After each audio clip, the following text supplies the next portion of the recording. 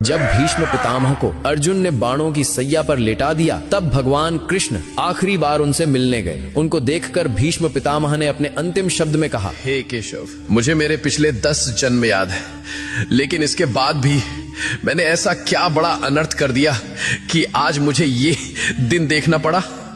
पिछले 10 जन्म में मैंने तो कोई पाप नहीं किया, तो फिर मुझे ये बाणों की सैया क्यों मिली? ये बाणों की सैया अब मुझसे सही नहीं जाती। मुझे मेरे सवाल का जवाब दो केशव। तब भगवान कृष्ण ने कहा कि हे पितामह, ये बात आपके 10 जन्मों के पहले की है। जब आप एक राजकुमार थे, तब आप जंगल से भ्रमण कर रहे थे। तभी आपके रास्ते में एक सांप आ गया। आपने उसको मारा नहीं, बल्कि ये सोचकर कि कहीं ये सांप किसी को काट ना ले, इसलिए आपने उस सांप को रास्ते से हटा दिया।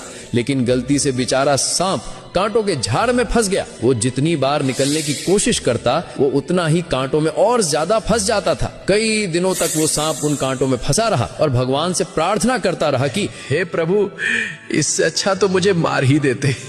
प्रभु, जिसने भी मेरे साथ ऐसा किया है, उसके साथ भी ऐसा ही करना।